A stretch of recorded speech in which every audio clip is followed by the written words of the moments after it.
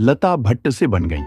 हेमलता गाए 5000 से ज्यादा गाने अपनी मधुर मखमली आवाज से सभी पर जादू बिखेरने वाली पार्श्व गायिका हेमलता को भारतीय सिनेमा में अनूठे गीत उन्हें अन्य कलाकारों से अलग पहचान दिलाते हैं। अपनी मधुर मखमली आवाज से सभी पर जादू बिखेरने वाली पार्श्व गायिका हेमलता को भारतीय सिनेमा में गाए उनके अनूठे गीत उन्हें अन्य कलाकारों से अलग पहचान दिलाते हैं। उनके गीत आज भी कानों में रस घोल देते हैं। उन्होंने 5000 से अधिक गीत गाए, जिसमें क्षेत्रीय, राष्ट्रीय, अंतर्राष्ट्रीय हर तरह के गीत शामिल हैं। हेमलता ने 13 साल की उम्र में ही गायकी के क्षेत्र में कदम रखा।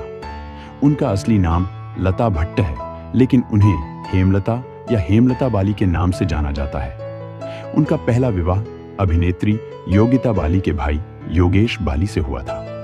हेमलता का जन्म 16 अगस्त 1954 को हैदराबाद में हुआ था, लेकिन उनका परिवार मूल रूप से राजस्थान के चुरू जिले के सहला गांव का निवासी है।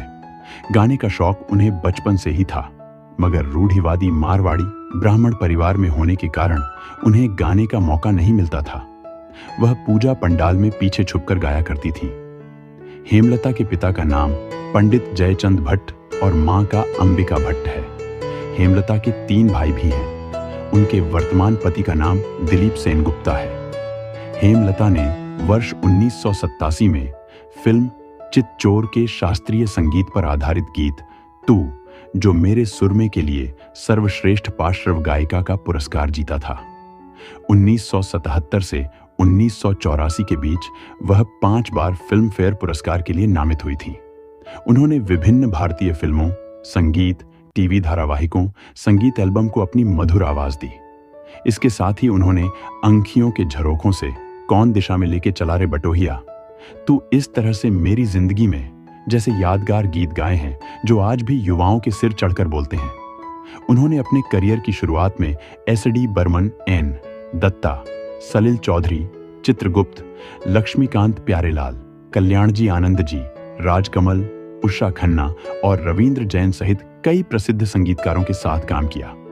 वह बॉलीवुड की कई अभिनेत्रियों जैसे नूतन, शबाना आजमी, रेखा, हेमा मालिनी, रामेश्वरी, योगिता बाली, सारिका व माधुरी दीक्षित की आवाज भी बनी। उनकी पहली शादी योगेश बाली के साथ हुई, जो बाल कलाकार के रूप में प्रसिद्ध थे।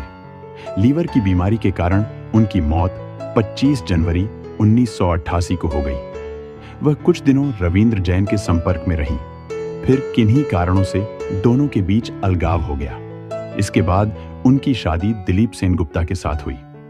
उल्लेखनीय है कि 38 भाषाओं में गाना गा चुकी हेमलता न सिर्फ अपने करियर का बल्कि अपनी जिंदगी का भी दूसरा दौर जी रही है। वह दिलीप से शादी करने के बाद बेहद सुखी जीवन व्यतीत कर रही है। उनका आदित्य बाली नामक एक बेटा भी है जो अभिनय की दुनिया में उतरने को तैयार है। हाल के वर्षों में गुमनाम रही हेमलता इन दिनों अपने पति दिलीप की संगीत कंपनी के सहारे अपने करियर की दूसरी पारी के लिए काम कर रही है। तो दोस्तों, आपको ये स्टोरी अच्छी लगी हो तो एक लाइक जरूर करें। मेरे चैनल को प्लीज सब्सक्राइब करें। अपना ख्याल रखें। धन्यवाद।